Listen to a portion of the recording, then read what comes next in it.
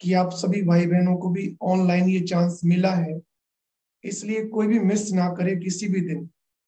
बीच बीच में ऐसे दीदी आते रहेंगे, और अभी पहले दीदी मुरली सुनाएंगे, आज मुरली शॉर्ट में रहेगी, उसके बाद लास्ट में प्रश्न उत्तर भी रहेंगे। इसलिए लास्ट तक सभी जुड़े रहें, कोई बीच में ना जाए, और बहुत ध्यान से सुने। आपके प्रश्न जो हमारे पास आए थे आज, उन सभी का दीदी लास्ट में जवाब देंगे। और हो सकता है आपके मन में कोई भाई बहन रह गया है, उसके प्रश्न अगली बार ले लेंगे, लेकिन जो आज है उनको ध्यान से सुन। अभी दीदी से आग्रह करूंगा, आज की मुरली शुरू करें। आदरणीय सुनीता दीदी जी।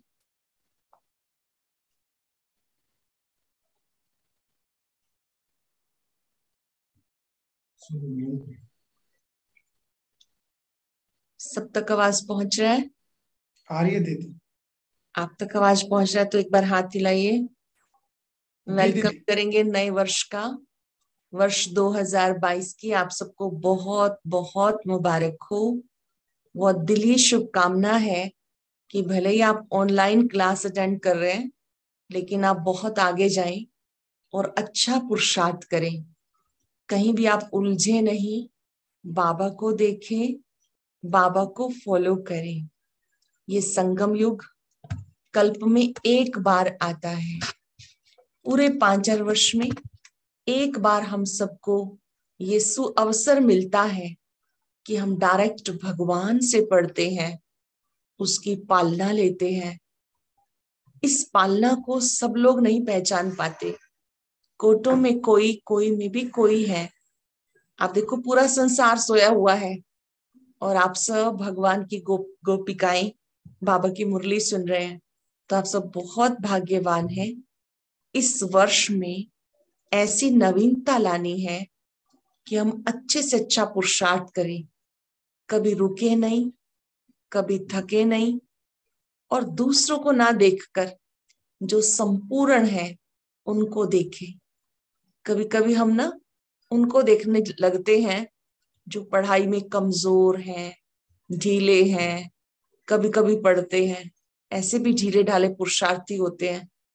हमेशा वो यही बात करते हैं कि जो सुना है बस उसे धारण करो, रोज रोज सुनने की बजाय। तो कईयों को ना यही बात भी ठीक लगने लगती है। फिर हमें ठीक लगनी चाहिए बाबा की बात। हम सब भगवान से पढ़ने वाले हैं, तो बाबा की बात समझनी है कि बाबा क्या कहते हैं। बाबा कहते हैं बच्चे हर रोज पढ़ना है, फिर बाबा जो पढ़ाते हैं उसके ऊपर अभ्यास करना है। जब हम अर्जुन बनकर ये सच्चा गीता ज्ञान सुनेंगे और किसी को नहीं देखेंगे, जो नंबर 1 आत्माएं हैं उनको देखेंगे, तो आगे जा सकते हैं। भले ही आप सभी बाबा के बच्चे बाद में आए हैं ज्ञान में, लेकिन देरी से आते भी आपको आगे जाना है। इसके लिए पक्का मंत्र कर लेंगे कि हमें फॉलो फादर करना है। कमजोर आत्माओं को नहीं देखना, उनको देखना है जो तीव्र पुरुषार्थ कर रहे हैं। और जहां भी हम उलझते हैं, बाबा की मुरली हमारे लिए संजीवनी बूटी का काम करती है। जहां भी कंफ्यूज होते हैं तो बाबा की मुरली हमें उससे बाहर कर देती है। इसके लिए बाबा की मुरली से हमारी बहुत प्रीत होनी चाहिए।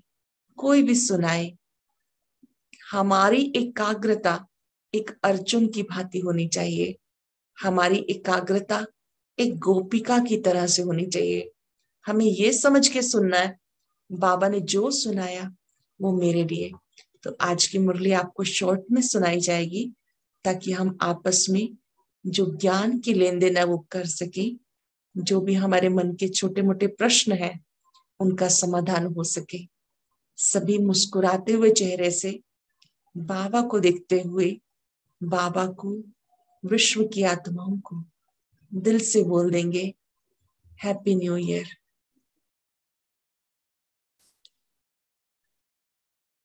Very good. आप सब बहुत अच्छे लग रहे हैं मुस्कुराते हुए, और वो भी अमृत वेले के समय में। और भगवान को देख के कोई मुस्कुराए और भगवान उन्हें देख के मुस्कुराए, तो इससे बड़ा भाग्य क्या हो सकता है। तो इस नए वर्ष में तीव्र पुरुषार्थ हम सबको करना है। आज 3 जनवरी की बाबा की मुरली है। बाबा ने कहा, मीठे बच्चे, ब्रह्मा सो विष्णु, विष्णु सो ब्रह्मा कैसे बनते हैं, दोनों एक दो की नाभि से कब निकलते हैं, ये राज सिद्ध करके समझाओ। आज की मुरली थोड़ी सी गुह्य है, जो साकार मुरली है उसमें बाबा सिंपल टू कॉम्प्लेक्स हमें वो बातें बताते हैं जो ज्ञान के राज समझकर हमारी उन्नति होती है, मन में जो प्रश्न है उनका समाधान होता है। तो ये जो आज की बाबा की बातें हैं थोड़ी सी गहरी हैं, इसलिए आपको पूरी एकाग्रता से सुननी है। जो इस समय ब्रह्मा बाबा है वो पुरुषार्थ करके सतयुग में विष्णु बनते हैं। निश्चय हुआ ब्रह्मा बाबा को शिव बाबा पर, ब्रह्मा बाबा ने शिव बाबा को याद किया, अपने को संपूर्ण स्वाहा किया, तो वो आत्मा सतयुग में जाकर सतयुग का फर्स्ट प्रिंस श्री कृष्ण बनते हैं। श्री कृष्ण जी का जब स्वयंवर होता है तो राधे कृष्ण ही लक्ष्मी नारायण बनते हैं। आप सबको क्लियर है ये राज? ब्रह्मा ही विष्णु बनते हैं, विष्णु ही ब्रह्मा बनते हैं। ब्रह्मा को बनने में विष्णु 1 सेकंड लगता है और विष्णु को ब्रह्मा बनने में 5,000 वर्ष लगते हैं।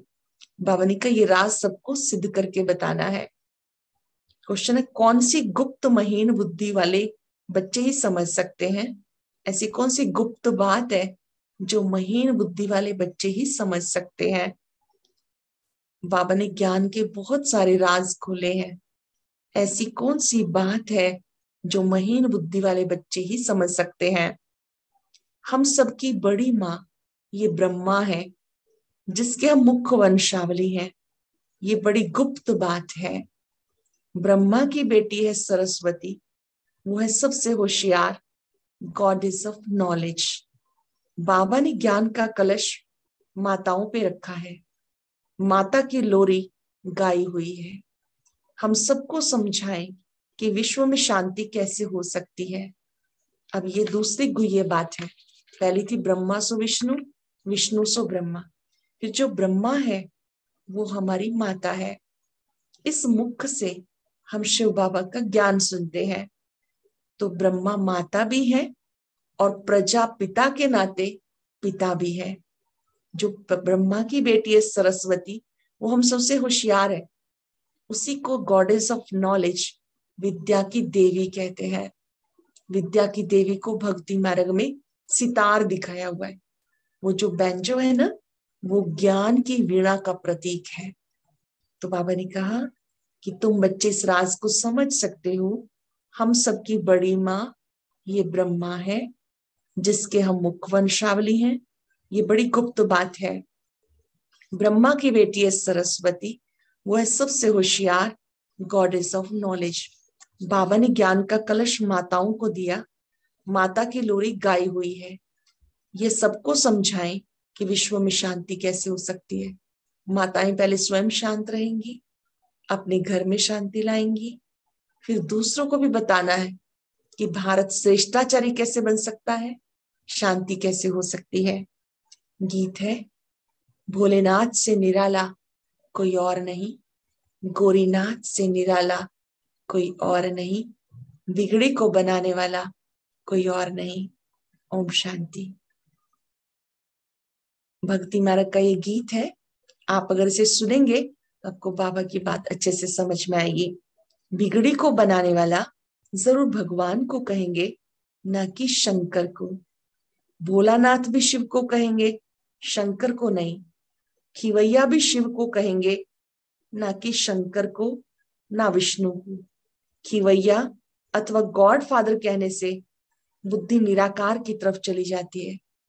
खिवैया, गॉड फादर, जब ये अक्षर कहते हैं तो बुद्धि कहाँ जाती है? निराकार की तरफ। त्रिमूर्ति का चित्र तो नामी ग्रामी है। गवर्नमेंट का जो कोट ऑफ आर्म्स है वह जानवरों का बना दिया और उस पर लिख दिया सत्यमेव जयते। त्रिमूर्ति के चित्र में क्या है? ब्रह्मा विष्णु शंकर है ना।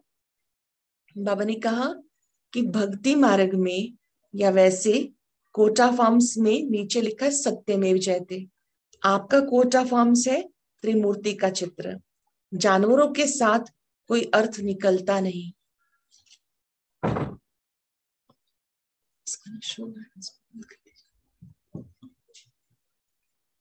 बाबा ने कहा कि इसका ये जो कोट ऑफ आर्म्स है ये है सत्यमेव जयते, जो वहां लिखा है। आपका जो है कोट ऑफ आर्म्स वो त्रिमूर्ति है। ठीक सुनाई दे रहा है आप सबको? ठीक सुनाई दे रहा है तो हाथ हिलाइए।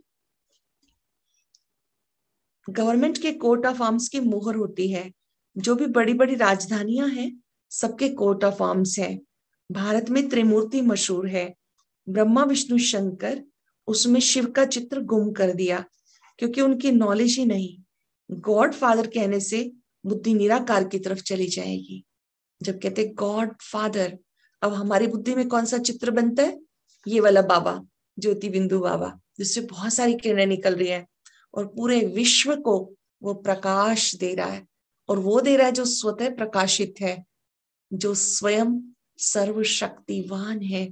बाबा ने कहा आपकी बुद्धि जैसे ही गॉड फादर कहते हैं तो अब निराकार की तरफ जाती है। इसमें थोड़ी निश्चय की बात भी है कि जिन्होंने बाबा का परिचय अच्छे से प्राप्त कर लिया तो उनकी बुद्धि अब एक पर टिक गई, वो यहाँ वहां नहीं भटकते हैं। हम सम्मान सभी का करते हैं, रिस्पेक्ट सभी का करते हैं और ये बात जानते हैं देवी देवताएं बहुत सारे हैं लेकिन जो परम पिता है वो एक है, वो निराकार है। तो हमारी बुद्धि निराकार की तरफ जाती है। ब्रह्मा विष्णु शंकर को गॉड फादर नहीं कहेंगे, गॉड फादर है आत्माओं का। वो ऊंचे से ऊंचा ठहरा, दिखाते भी हैं ऊंचे से ऊंचा भगवान। ऐसे नहीं कि ऊंचे से ऊंचा ब्रह्मा कहेंगे व विष्णु व शंकर को कहेंगे, नहीं, ऊंचे से ऊंचा एक भगवान है, ये सब जानते हैं। सिख लोग भी उसकी महिमा गाते हैं। श्री गुरु नानक को भी ज्ञान था, मनुष्य को देवता किए करत न लागी वार। मनुष्य को देवता बनाने वाला परमपिता परमात्मा के सिवाय कोई नहीं हो सकता। श्री गुरु नानक देव जी ने गुरु ग्रंथ साहब में इतनी सुंदर परमात्मा की महिमा गाई है जो अन्य किसी ने नहीं गाई। उन्होंने कहा मानुष से देवता किए करत न लागी वार। एक ओंकार कर्ता पुरख निर्भो निर्वैर अकाल मूरत, वो निराकार की महिमा है। सत्युग में देवताएं होते हैं परंतु देवताओं को रचने वाला परमात्मा ही है। वह देवताओं को कैसे रचते हैं ये नहीं जानते हैं। महिमा गाते हैं मूत पुलिति कपड़ धोए। तो जो मनुष्य मूत पुलिति थे उनको देवता बनाया, परंतु कब बनाया ये नहीं लिखा। मानव को देव कब बनाया, किसने बनाया ये नहीं लिखा। हम सब जान गए ना, मनुष्य को देवता संगम पे बाबा बनाते हैं। किस विधि से बनाते हैं? पहले वो हमें योग सिखाते हैं। योग से हमारी आत्मा शुद्ध पवित्र बनती है, निर्मल बनती है। बनाया कब ये नहीं जानते, तुम जानते हो। इस समय परमात्मा मनुष्य को देवता बना रहे हैं। जरूर दुर्गति से सदगति की होगी, भ्रष्टाचारी को श्रेष्ठाचारी बनाया होगा। तुम समझा सकते हो भारत में ही श्रेष्ठाचारी देवता थे। श्री गुरु नानक जब आए तब भ्रष्टाचारी दुनिया थी ना।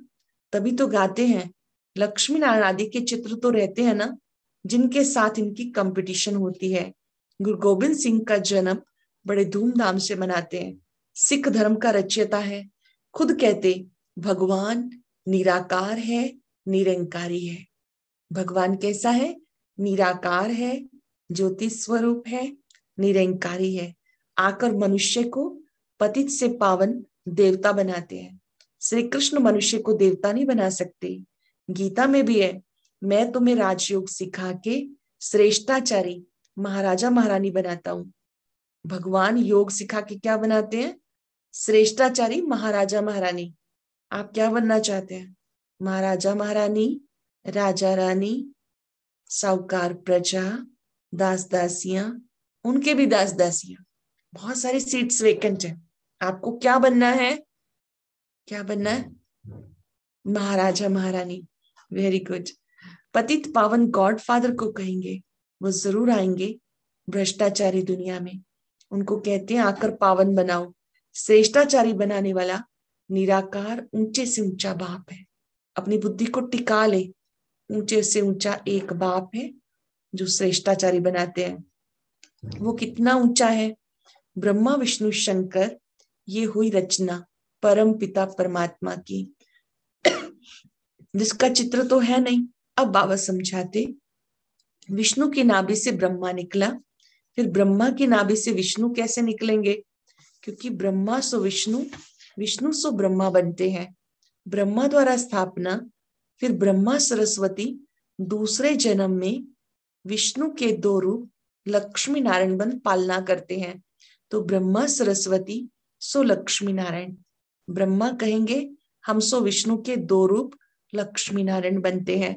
लक्ष्मी नारायण कहेंगे हम सो ब्रह्मा सरस्वती एक दो की नाभि से निकलते हैं।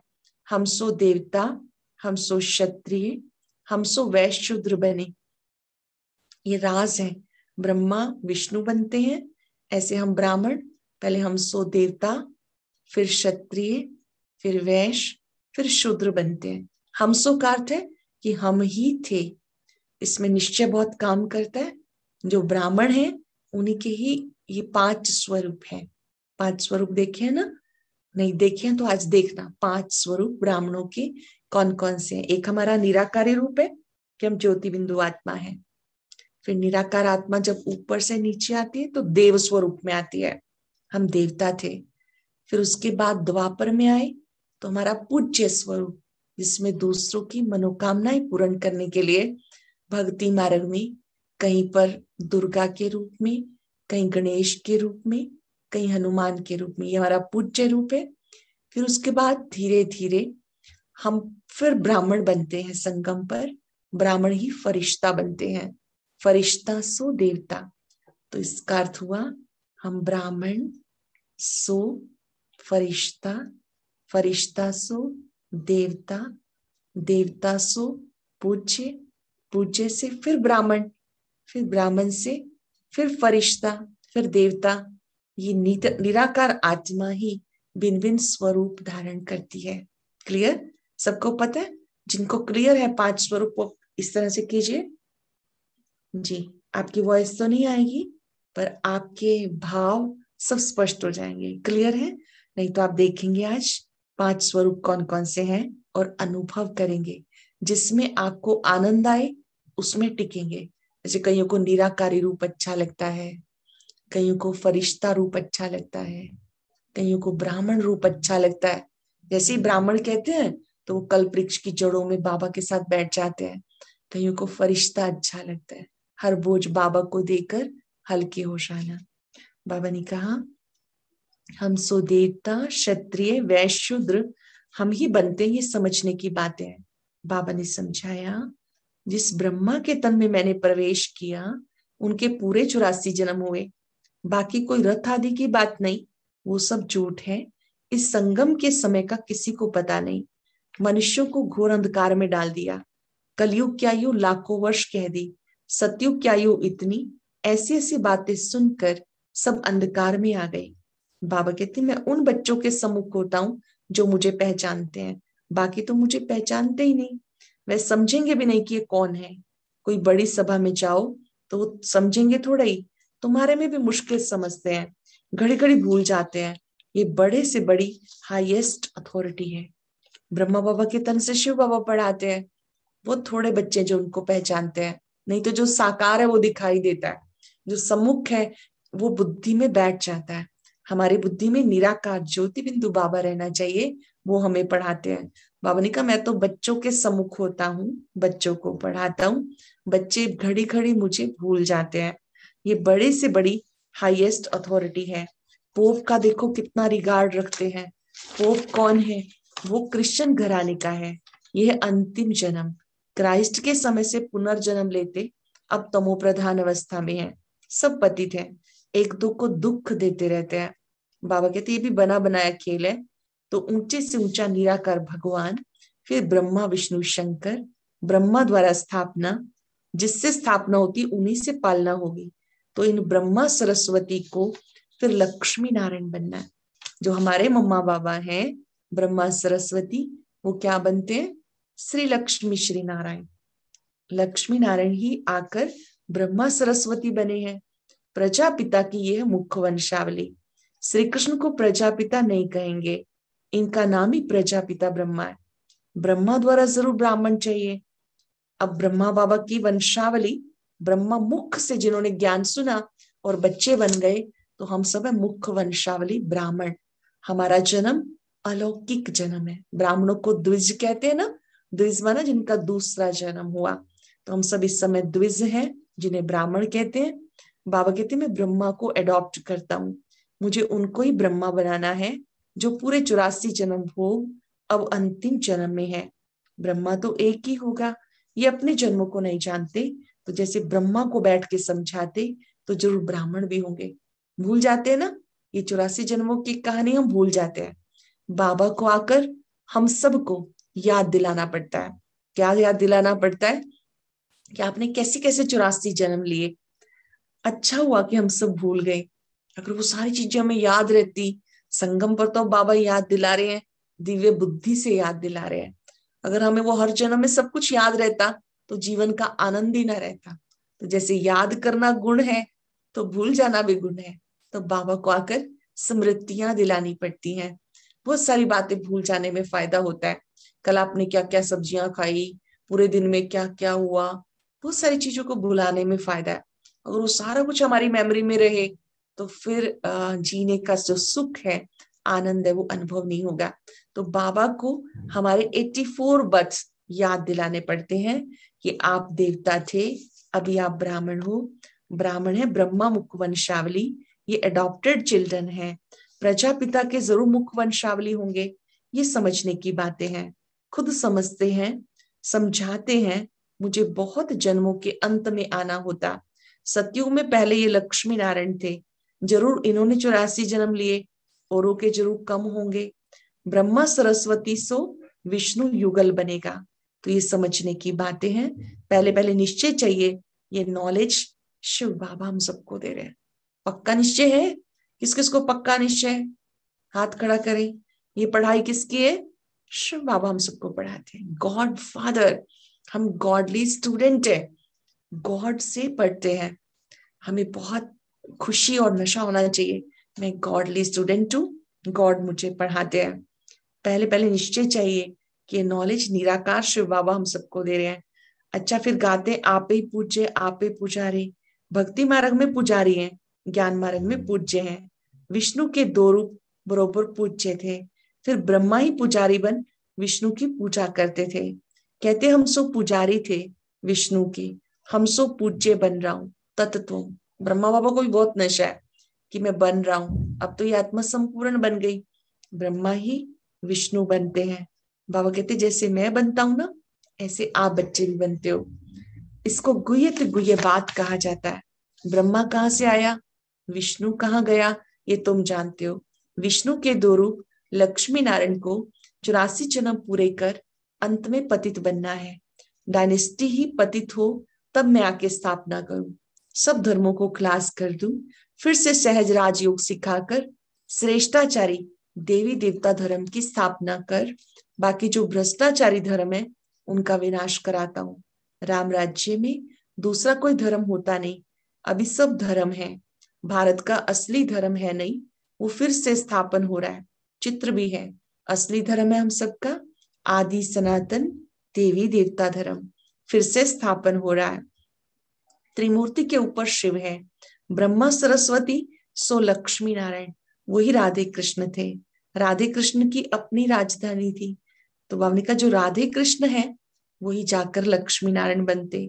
सरस्वती गॉडेस ऑफ नॉलेज कहते हैं, सरस्वती नॉलेज से राधे बनी।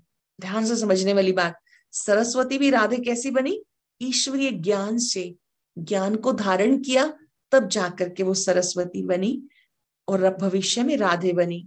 उनको जरूर बाप द्वारा नॉलेज मिली होगी।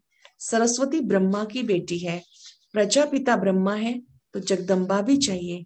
वास्तव में गुप्त बात है, बड़ी मम्मा तो ये ब्रह्मा है, इन द्वारा ज्ञान देते माताओं को। ये बड़ी बेटी जगदम्बा गाई जाती, नहीं तो ब्रह्मा मुख द्वारा एडॉप्ट हो तो माता ये हो गई। होशियार में होशियार ब्रह्मा की बेटी है। आप गिनती करो हमारी कितनी माँ कितने पिता। निराकार शिव बाबा हमारे पिता, ब्रह्मा बाबा हमारे अलौकिक पिता और लौकिक पिता। माता की जब बात आती है, ब्रह्मा हमारी माता है, हम सबकी संभाल के लिए जगदम्बा को निमित्त रखा, वो भी हमारी माता है क्योंकि वो हमारी पालना करती है। और एक लौकिक माता। तो बाबा ने कहा होशियार में होशियार ब्रह्मा की बेटी सरस्वती है। वो कहाँ से आई? ब्रह्मा कोई स्त्री तो नहीं है, वो है ही प्रजापिता, तो वो है मुख्य वंशावली। ये ड्रामा अनादि बना बनाया है, तो गॉडेस ऑफ नॉलेज सरस्वती है। अब रिलीजियस कॉन्फ्रेंस होती, उसमें निराकार शिव बाबा तो नहीं जा सकते, ब्रह्मा को भी नहीं बिठा सकते, माता की महिमा है। सब धर्म वालों की हेड माता होनी चाहिए। सबकी माता जगदम्बा बैठ लोरी दे। बच्चे पैदा होते माँ द्वारा, जगदम्बा सबकी माता ठहरी, तो सबको उनके आगे माथा झुकाना पड़े। माता समझा सकती है भ्रष्टाचारी दुनिया श्रेष्ठाचारी कैसे बने, इस भारत में शांति कैसे हो, रावण राज्य में शांति कैसे हो। रावण राज्य में तो हो नहीं सकती, बाबा राम राज्य बना रहे हैं। शांति कहाँ से मिलती है, ये माता समझा सकती है। शांति धाम है निर्वाण धाम, ये है दुख धाम। इस समय सारी दुनिया पतित है, सब दुर्गति को पाए हुए हैं। याद करते हैं, ओ गॉड फादर रहम करो, हमें मायावी दुखों से छुड़ाओ। तो वह फिर दुख कैसे देंगे? दुख देने वाला और है, ये भी समझना है। दुख देने वाला कौन है, सुख देने वाला कौन है? सत्युग में जब एक धर्म था, तो और सब धर्म की आत्माएं निर्वाण धाम में थी। अभी सब आत्माएं यहाँ हैं, तो जरूर बाप को आकर एक धर्म की स्थापना करनी है। ब्रह्मा द्वारा स्थापना, फिर वो ब्रह्मा विष्णु बनते हैं, फिर विष्णु ने की नाभि से ब्रह्मा निकलते हैं, उनसे बैठ ज्ञान देता हूं, जो देवता बनते हैं, राजयोग सीखते हैं। बाकी दुनिया वालों ने अनेक चित्र बनाए, वो है दंत कथाएं। मुख्य बात है निराकार शिव बाबा हम सबको पढ़ाते हैं। फिर इंपॉर्टेंट पॉइंट्स हैं। बाबा ने कहा भ्रष्टाचारी भारत को कोई भी मनुष्य श्रेष्ठाचारी नहीं बना सकता। ये सब एडॉप्टेड चिल्ड्रन है, विनाश सामने खड़ा है। देवी देवताएं जब वाम मार्ग में जाते हैं, तो फिर ये सन्यासी पवित्रता के बल से भारत को थमाते हैं। सन्यासियों का भी बहुत बड़ा रोल है, वो पवित्रता के बल से भारत को थमाते हैं। इस समय सब पतित बन गए। नदी तो सागर से निकलती है, नदियों को पतित पावनी क्या है, उसमें स्नान करते हैं। अब नदियां तो सारी जगह है, नदी कैसे पतित पावनी हो सकती है? पतित पावन एक परमात्मा है, गंगा स्नान से पावन नहीं बन सकते। पतित पावन एक परम पिता परमात्मा है। यहाँ तो ज्ञान गंगाएं चाहिए, जो मनुष्य को भ्रष्टाचारी से श्रेष्ठाचारी बनाए। सहज राजयोग से ज्ञान गंगाएं चाहिए। आप सब भी ज्ञान गंगा है। ऐसा नहीं कि केवल दीदियां सुना सकती हैं, आप भी दिन भर में जो भी आपके अड़ोसी पड़ोसी आपको मिलते हैं, आप उनको बाबा की बात बताते हैं। उनके मन में भी संकल्प आता है बाबा को याद करना है, पावन बनना है, तो आप भी बाबा की ज्ञान गंगा है। कोई बड़ी नदियां, कोई छोटी नदियां, बनना है ना सबको। हम सब ज्ञान गंगाएं हैं, इसी से सभी पावन बनते हैं। बाबा कहते बाबा को तो ज्ञान गंगाएं चाहिए, जो मनुष्य को भ्रष्टाचारी से श्रेष्ठाचारी बनाए, सहज राजयोग से। बाबा कहते मैं सर्वशक्तिवान हूं, मेरे से योग लगाने से विकर्म विनाश होंगे। बाबा से योग लगाओ तो क्या होगा? विकर्म विनाश होंगे। अच्छा, मीठे मीठे सिक्किलदे बच्चों प्रति माता पिता बाप दादा का याद प्यार, गुड मॉर्निंग। रूहानी बाप की रूहानी बच्चों को नमस्ते, रूहानी बच्चों की रूहानी बाप दादा को नमस्ते, गुड मॉर्निंग। शुक्रिया बाबा, शुक्रिया। सबको आ गई ना नमस्ते करनी? तो कितना अच्छा लगता है जब बाबा कहते मेरे मीठे मीठे सिक्की लदे बच्चे। मैंने देखा बहुत सारे भाई बहने तो इंतजार करते हैं कि बाबा कब कहेंगे मीठे मीठे सिक्की लदे बच्चे, क्योंकि हम 5,000 वर्ष के बाद बाबा से मिले हैं, तो इसलिए बाबा सिक्की लदे बच्चे कहते हैं। अवधारणा के लिए सार है, सबसे बड़े से बड़ी अथॉरिटी हाईएस्ट बाप है, उसे यथार्थ रूप से पहचान के रिगार्ड रखना है। निराकार शिव बाबा का रिगार्ड रखना है, क्योंकि वो साधारण तन में आए हैं, कल्प में एक बार आते हैं। उन्हें पहचान कर उनका रिगार्ड रखना है। उनकी मुरली सुनना उनका रिगार्ड है, उनको याद करना उनका रिगार्ड है, निश्चय बुद्धि बन जाना ये उनका रिगार्ड है। जब भी कुछ परिस्थिति आए बाबा याद आए, ये उसका रिगार्ड है। उनकी श्रीमत पे पूरा पूरा चलना है। बाबा ने ज्ञान का कलश माताओं को दिया, उनको आगे रखना है, माताओं का सम्मान करना है। ज्ञान का कलश बाबा ने माताओं को दिया है, माताओं को ही ज्ञान गंगा बनना है, भाइयों को भी बनना है, लेकिन बाबा भाइयों को कहते हैं कि इन ज्ञान गंगाओं का रिकॉर्ड रखो। बहुत ही स्पेशल वरदान है आज का, आपको सुन के बहुत आनंद मन में हो जाएगा। सब कुछ बाबा के हवाले कर, नोट कर लेंगे जो डायरी पेन लेके बैठे हैं, सब कुछ बाबा के हवाले कर, डबल लाइट रहने वाले बाप समान न्यारे प्यारे भाव। सब कुछ बाबा के हवाले कर, डबल लाइट रहने वाले बाप समान न्यारे प्यारे भाव। डबल लाइट का अर्थ है सब कुछ बाबा के हवाले करना। तन भी मेरा नहीं, ये तन सेवार्थ बाबा ने दिया। ये तन बाबा ने सेवा के लिए दिया। इसको महसूस करना है कि तन भी बाबा का, मन भी बाबा का, धन भी बाबा का। डबल लाइट का अर्थ है सब कुछ बाबा के हवाले करना। तन भी मेरा नहीं, ये तन सेवार्थ बाबा ने दिया। आपका तो वायदा है, तन मन धन सब तेरा। बोलो, तन मन धन सब तेरा। जब भी कहीं उलझन आने लगे ना, अपना वायदा याद करो, तन मन धन सब कुछ तेरा। जब तन ही अपना नहीं तो बाकी क्या रहा। तो सदा कमल पुष्प का दृष्टांत स्मृति में रहे। मैं कमल पुष्प समान न्यारा और प्यारा हूं। कमल का फूल होता है ना, कमल के फूल का भी पूरा परिवार होता है, बट वो डिटैच होता है। ऐसे हम सब रहे दुनिया में, पर ये दुनिया हमारे में ना रहे। ऐसे पुष्प समान जो न्यारे प्यारे हैं, उन्हें परमात्म प्यार का अधिकार मिल जाता है।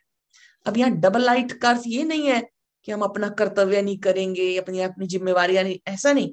आपको अपनी जिम्मेवारियां पूरी निभानी है। आपके जो कर्तव्य हैं वो पूरे करने हैं। सब कुछ करते हुए बुद्धि में याद रहे, मेरा कुछ भी नहीं, सब कुछ बाबा आपका है। तन मन धन सब कुछ तेरा। इसके पीछे भाव है कि हम बोझ से मुक्त रहें, डबल लाइट रहें, हल्के रहें, करें भी सब कुछ पर मुस्कुराते हुए करें, उलझनों से मुक्त होके करें। अगर मन में कोई स्ट्रेस रहता है ना, उलझन रहती है, इसका मतलब कहीं ना कहीं मेरापन है। उसको पहचानो, उसको एनालाइज करना, डिटेक्ट करना बहुत जरूरी है। कई बार हमें पता ही नहीं चलता, हम ऐसे उलझनों में उलझे रहते हैं और हम सोचते हैं मैं बाबा में पूरा निश्चय है। जो निश्चय बुद्धि आत्मा वो निश्चिंत होती है। जब कुछ उस सब कुछ उसका है, प्रशंसा भी उसको समर्पित कर दो, निंदा भी उसको समर्पित कर दो, सब कुछ बाबा तेरा। तो बाबा कहते हैं ऐसा करने वाले बच्चे सदा हल्के रहते हैं, पुष्प समान न्यारे प्यारे रहते हैं। ऐसे न्यारे प्यारे रहने वालों को परमात्म अधिकार मिल जाता है। स्लोगन है, मर्यादाओं की लकीर के अंदर रहने वाले ही मर्यादा पुरुषोत्तम है। सुबह से रात तक के लिए मर्यादाएं हमें मिली हुई हैं। मर्यादाओं की लकीर के अंदर रहने वाले ही मर्यादा पुरुषोत्तम है। लवलीन स्थिति का अनुभव करो। आपके नैनों में, मुख के हर बोल में बाबा समाया हो। नैनों में कौन? बाबा हो। मुख के बोल में कौन होना चाहिए? बाबा होना चाहिए। आपके शक्तिशाली स्वरूप द्वारा सर्वशक्तिवान नजर आएगा। एक बहुत पुराना गीत है, नैनों में बाबा, ख्यालों में बाबा, जिधर देखूं बाबा तेरी याद आए। बहुत ही सुंदर है। बाबा को अपने नैनों में बसा लेंगे, मुख के हर बोल में बाबा हो, आपके शक्तिशाली स्वरूप द्वारा सर्वशक्तिवान नजर आएगा। जैसे आदि स्थापना में ब्रह्मा रूप में श्री कृष्ण दिखाई देता था, ऐसे भी आप बच्चों द्वारा सर्वशक्तिवान दिखाई दे। जो ब्रह्मा बाबा को देखते थे ना, तो उनको श्री कृष्ण जी नजर आते थे। कोई आपको देखे तो आपसे बाबा दिखाई दे, कोई आपको देखे तो उनको बाबा की झलक आए, बाबा की स्मृति आ जाए। देखिए, आपका जीवन बाबा की श्रीमत प्रमाण है, तो आपको देखकर बाबा को याद करेंगे। अगर हमारे में देहाभिमान है तो कोई हमारे कपड़ों को देखेगा, कोई चश्मे को देखेगा, कोई शूज को देखेगा। ठीक है, हमारे नैनों में कौन बसा होना चाहिए? बाबा। बोल में भी कौन? बाबा। कार्य कराने वाला, सेवा कराने वाला बाबा है। तो आज पूरा दिन याद करेंगे, मैं डबल लाइट हूं, सब कुछ बाबा तेरा, सब कुछ तेरा। फील करेंगे कि मैं हर बोझ से मुक्त हूं। जहां भी बोझ आने लगे, चेक करो, कहीं ना कहीं मेरापन आ गया है। एक तो ये बात पक्की करेंगे, सब कुछ तेरा, और फिर बाबा मेरे नैनों में है, नैनों में बाबा, बोल में भी बाबा, जो कार्य कर रहा हूं वो भी बाबा, आपको समर्पित। आज पूरा दिन बाबा के साथ पूरा आनंद लेंगे। ठीक है, वरदान मिलके बोलेंगे। सब कुछ बाप हवाले कर, डबल लाइट रहने वाले, बाप समान न्यारे प्यारे भव, मर्यादाओं की लकीर के मर्यादाओं की लकीर के अंदर रहने वाले ही अंदर रहने वाले ही ज्यादा पुरुषोत्तम है। मर्यादा पुरुषोत्तम है। मीठे बच्चे, ब्रह्मा सो विष्णु, विष्णु सो ब्रह्मा कैसे बनते हैं, दोनों एक दो की नाभि से कैसे निकलते हैं, राज सिद्ध करके समझाओ। सभी डबल लाइट आत्माओं को गुड मॉर्निंग।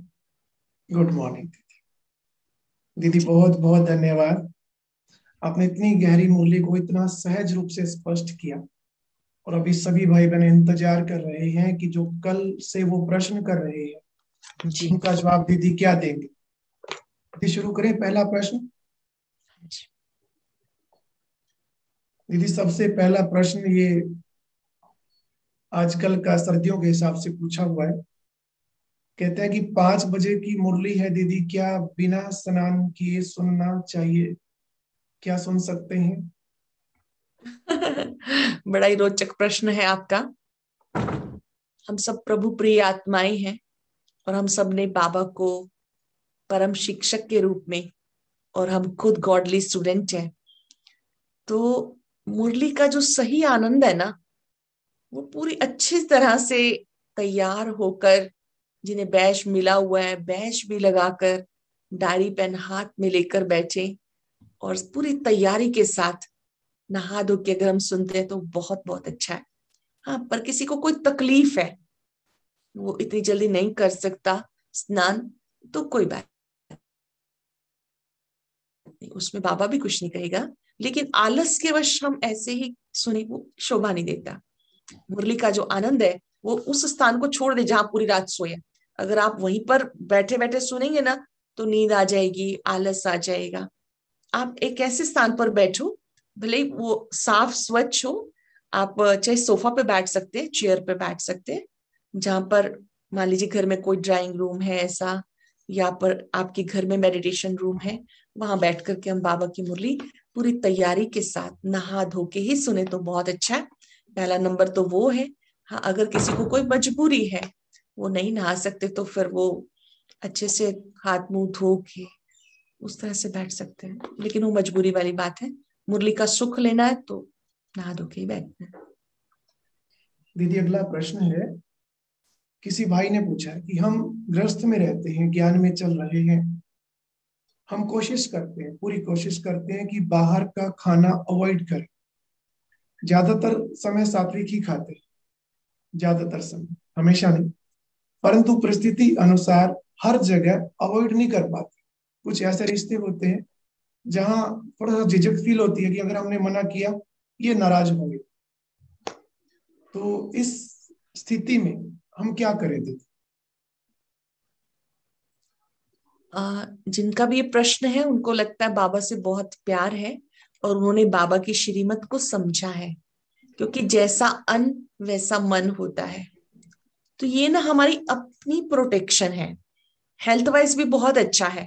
अगर आपका एक समय निश्चित रहता है और आप योग युक्त स्थिति में भोजन करते हैं, बाबा की याद में घर से करके चलते हैं, घर से लेकर चलते हैं, आपकी हेल्थ बहुत अच्छी रहेगी। कहीं आते जाते हैं तो कुछ चीजें हैं ऐसी जो आप उनके साथ ले सकते हैं। जल ले सकते हैं, फल ले सकते हैं, ड्राई फ्रूट ले सकते हैं। बाकी कोई हमसे नाराज हो जाएगा, ये ना हमारी अपनी संकल्पों की उपज है। हम जैसा सोचेंगे ना वैसा रिस्पॉन्स आएगा। आप थोड़ा सा पावरफुल बनिए, बाबा को याद कीजिए, उनके मस्तक में आत्मा देखते हुए उनको बड़े प्यार से कन्विंस कराएं कि देखिए हम आपसे बहुत दिल से प्यार करते हैं, आपका बहुत रिगार्ड रखते हैं, और आप जो हमें फल खिलाएंगे, जल देंगे, हम जरूर लेंगे, लेकिन भोजन हम ठीक समय पर ही लेते हैं। ऐसे उनको प्यार से अगर बताते तो एक ही बार बताने से आपका मार्ग हमेशा के लिए खुल जाता है। पर अगर कहीं कोई मजबूरी आ जाती है तो भी कोशिश करें कि सात्विक फूड होना चाहिए, प्याज लहसुन ना हो, और फिर बाबा को याद करके आप ले सकते हैं। जैसे मान लो भाई कहीं जाते हैं बिजनेस के लिए और वहां वो खुद बना नहीं सकते हैं, तो जहां परिवार में गए हैं उनको बता सकते हैं कि वो बिना प्याज लहसुन का आपको भोजन दे दे। और जो खुद बना सकती हैं बहनें, उनको इसमें लापरवाही नहीं करनी है, उनको कोशिश करनी है योग युक्त स्थिति में रह के ही भोजन बनाना है। बाबा ने हम सबको ये सारी बातें मुरली में समझा दी हैं कि कहाँ कहाँ आपको फ्लेक्सिबल बनना है और कहाँ दृढ़ संकल्पधारी बनना है। भोजन की बात बहुतों के सामने आ सकती है, कोई बिजनेस के लिए कई कई दिन बाहर रहते हैं, तो थोड़ी सी लिस्ट बना लीजिए हम क्या क्या बाहर जाकर ले सकते हैं, वही चीजें हम ले। लेकिन प्याज लहसुन तो तामसिक भोजन ही है, वो हमें नहीं लेना है, ऐसे हमें टेंशन रखें।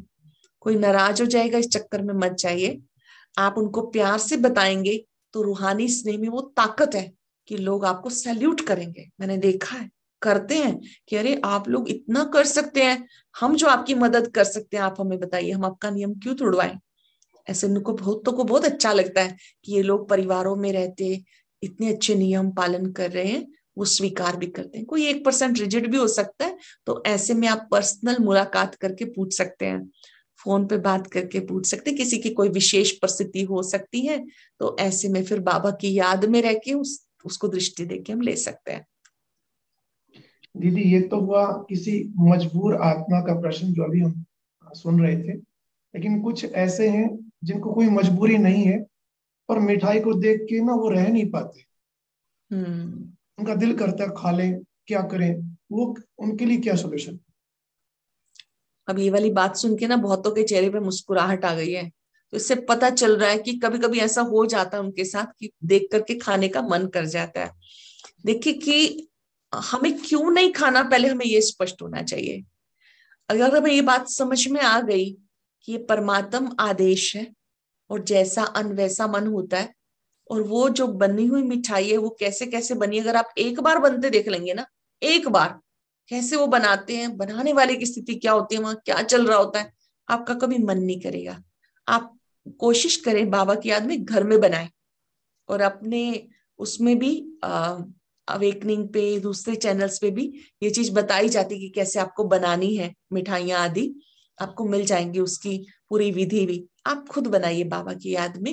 लेकिन बाहर की मिठाइयाँ देख करके हमारा दिल अगर ललचा जाता है, तो इससे पता चलता है कि हम अपनी इंद्रियों के वशीभूत हो गए, गुलाम हो गए। हम तो आत्मा राजा है, हम उसको जो आदेश देंगे वो ही होना चाहिए। जीभ रस के वश हमें आकर्षित नहीं होना, क्योंकि आज एक चीज खाई कल दूसरी खाई, ऐसे तो हम भटकते ही रहेंगे और बाबा से बुद्धि योग लगेगा ही नहीं। संयम का मतलब है कि जो आदेश दे आपकी मन बुद्धि उस बात को माने। तो इसमें थोड़ा सा स्वराज्य अधिकारी आत्मा हूं, इस स्वमान में टिकने का अभ्यास करें और घर में कोशिश करके बनाएं। शुरू में जैसे आपका मन कर रहा है कोई चीज, तो घर में बाबा की याद में बनाएं, भोग लगा के खाएं, ऐसा हम कर सकते हैं। दीदी क्या हम घर का काम करते करते भी मुरली सुन सकते हैं? कि किसी माता का मैसेज आया था। हाँ, पहले एक बार तो हम डायरी पेन लेकर के बैठे और विधिवत सुने, जैसे क्लास में सुनते हैं। लेकिन अगर बाई चांस कहीं जाना है और आपको उसी समय कोई कार्य करना है, भोजन नाश्ता आदि बनाना है, तो मुरली चला दें, कोई बात नहीं। पूरे घर के अंदर वाइब्रेशन भी अच्छे हो जाते हैं।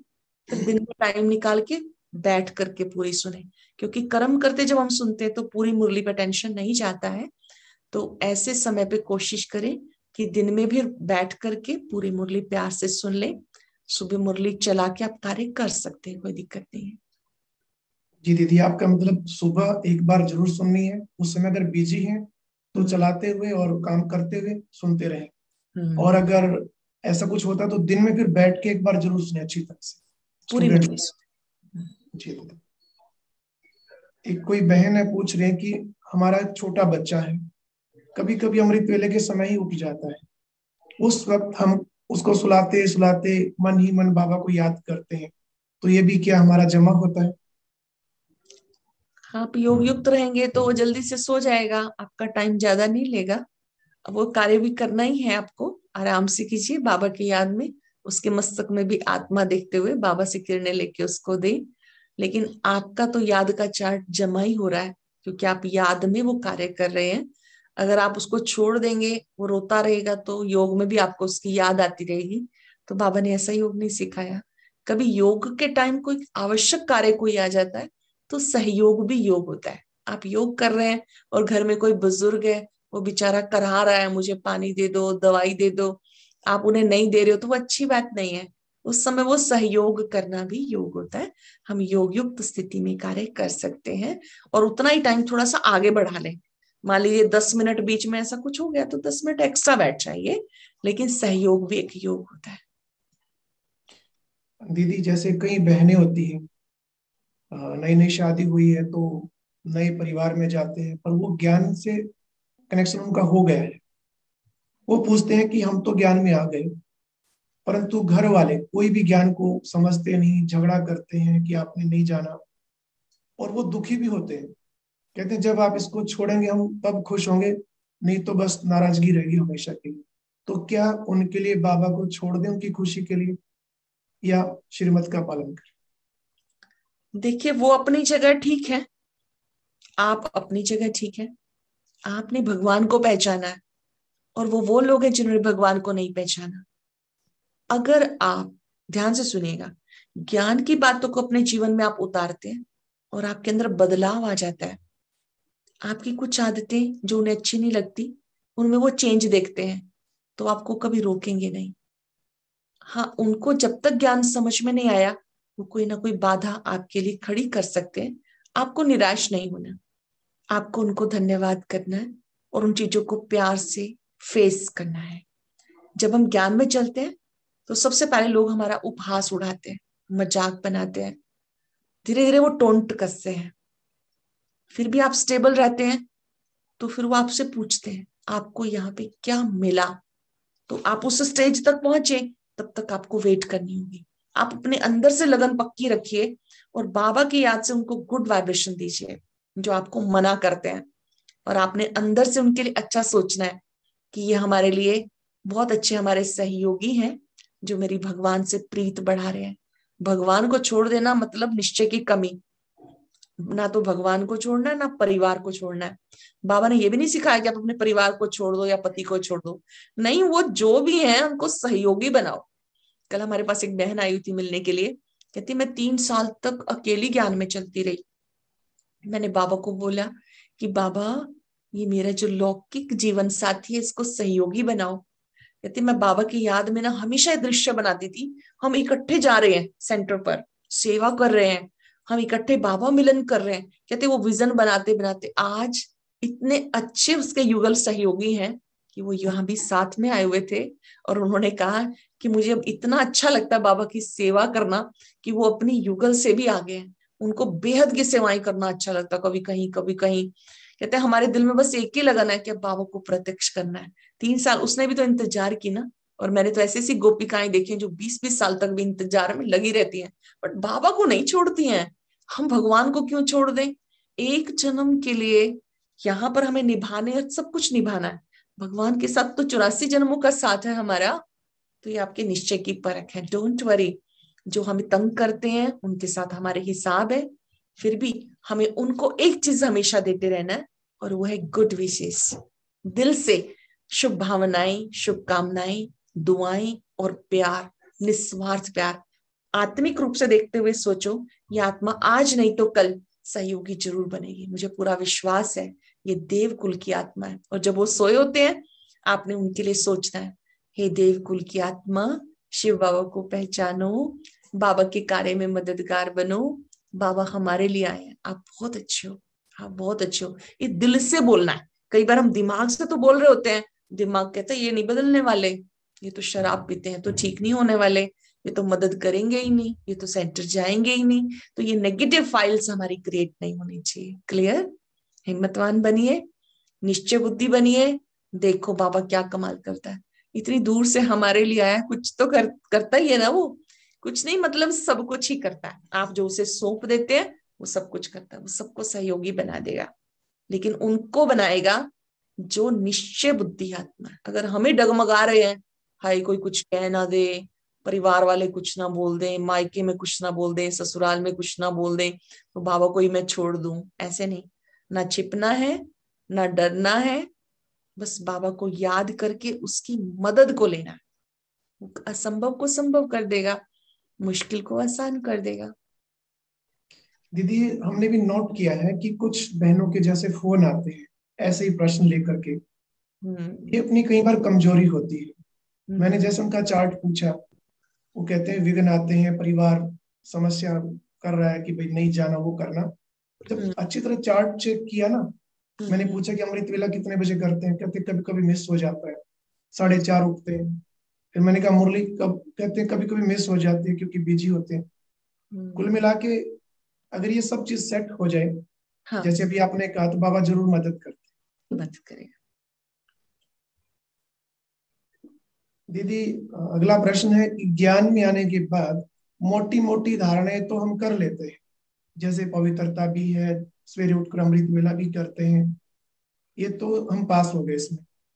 लेकिन छोटी छोटी बातों में हम बीच बीच में फेल होते रहते हैं, जैसे बार बार गुस्सा आना, रोना, नाराज होना।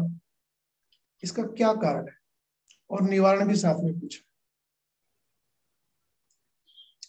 जैसे हमने मोटी आज्ञाओं को महत्व दिया ना, ऐसे ही छोटी छोटी आज्ञाओं को भी महत्व दीजिए, हमारे लिए इम्पोर्टेंट है।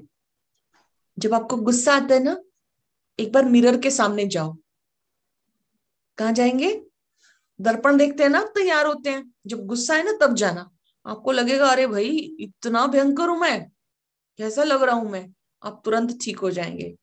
अपने आप को ज्ञान के दर्पण में देखिए, सोचिए, क्या ब्रह्मा मुख वंशावली ब्राह्मणों को, देव कुल की आत्माओं को गुस्सा करना शोभा देता है?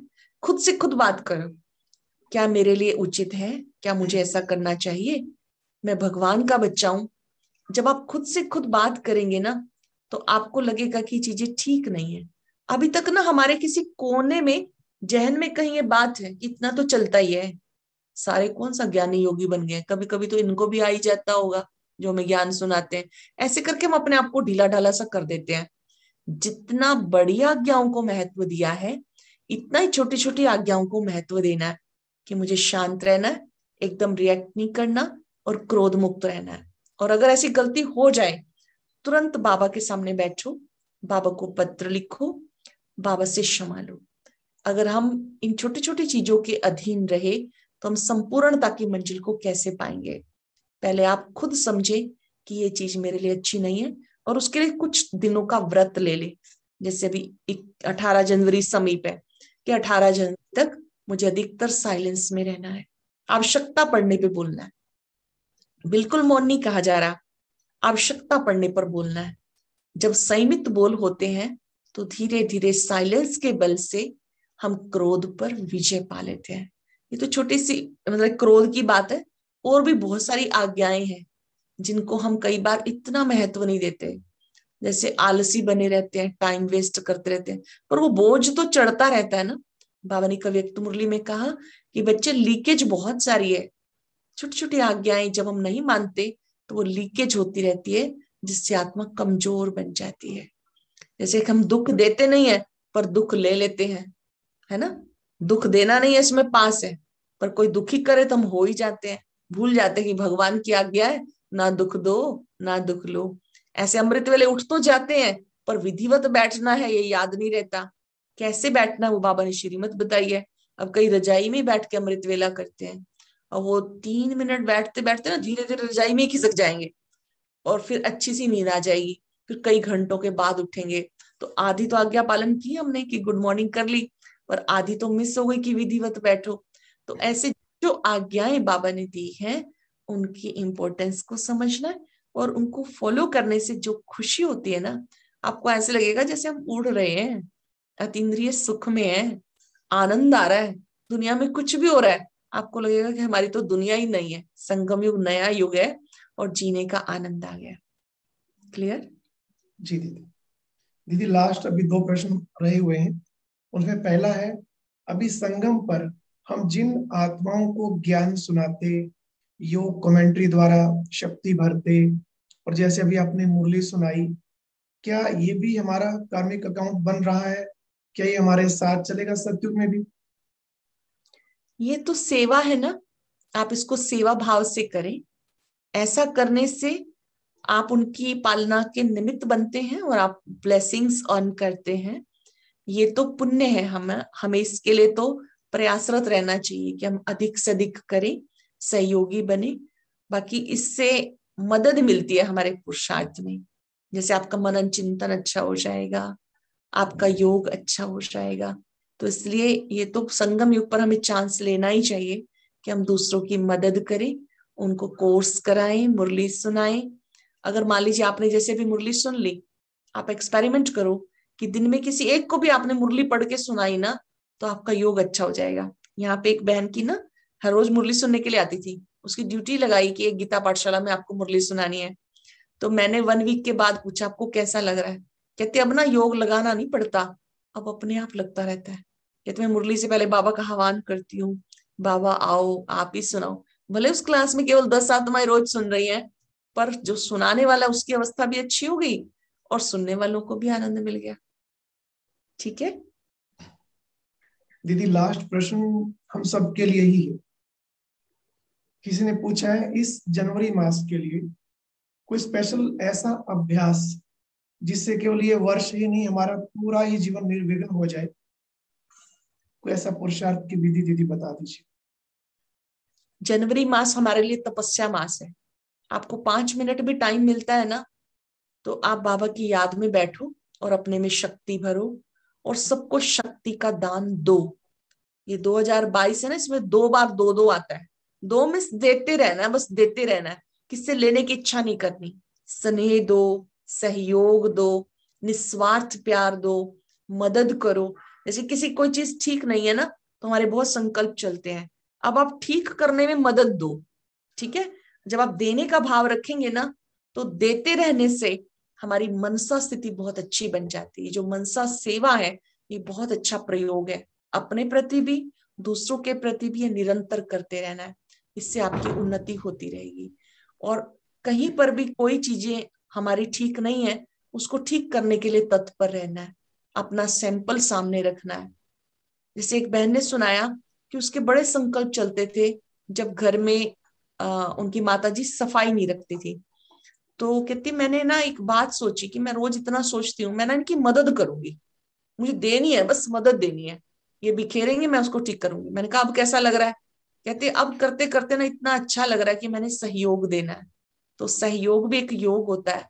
इस जनवरी मास में सोचो कि हमें ना व्यर्थ को विदाई देनी है, कहीं पर भी व्यर्थ नहीं सोचना, हमेशा समर्थ का खाता बना के रखना है और अपने मन में शुभ भावनाएं, दुआएं, प्यार सबको देते रहना है। ये जो देने का भाव है ना, तो इससे बाबा ने कहा दूसरों के भी कड़े संस्कार दब जाएंगे, धीरे धीरे बदल जाएंगे, वो आपके सहयोगी बन जाएंगे। यहाँ पर किसी के लिए भी ना कोई नेगेटिव फाइल नहीं क्रिएट करनी है, बस पूरे साल के लिए एक मंत्र बना लेना है, जो भी कोई मुझे मिले मुझे उसको शुभ भावनाएं, शुभकामनाएं, दुआएं देते रहना है। अब यहाँ पे आपके लिए पेपर आ सकता है, जो लोग गलत करते हैं अब आप उनको क्या देंगे, जो आपको डिस्टर्ब करते हैं उनको आप क्या देंगे। मतलब यहाँ आपकी परीक्षा की घड़ी है, फिर भी आप अपने आप को याद दिलाएंगे कि मैं ब्रह्मा बाप समान मास्टर दाता हूँ, मुझे सबको देना है। जनवरी मास के लिए बहुत सारे पुरुषार्थ की बातें हैं, जैसे अधिक से अधिक साइलेंस में रहना, बाबा की जीवन कहानी प्यार से पढ़ना, बुक लो, बाबा की जीवन कहानी पढ़ो, कैसे थे ब्रह्मा बाबा, हमारे पूर्वज कैसे थे, हमारी दादियों के जीवन कैसे रहे। हर रोज किसी एक की क्लास सुनो, आपको पुरुषार्थ में नवीनता मिल जाएगी। अपने ज्ञान योग चैनल पे भी प्रतिदिन आ रही है बाबा की विशेषताएं, आ रही है ना, तो वो सुनने से हम उनके समीप आ जाते हैं। ये छोटे छोटे पुरुषार्थ हैं, याद में रह के भोजन करना, दूसरों की विशेषताओं को देखना, सबको शुभ भावनाएं देना, ये बहुत सरल सरल सी बातें हैं जो आपको उर्दी कला की ओर लेके जाएंगी। उसके लिए बस फॉलो फादर ये मंत्र पक्का कर लेंगे। दीदी बहुत बहुत शुक्रिया।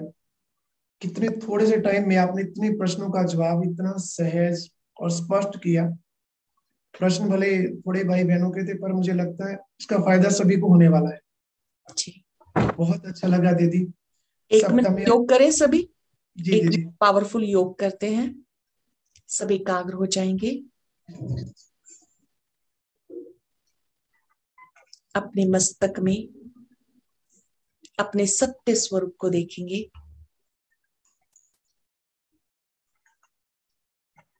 मैं एक शक्तिशाली आत्मा हूं,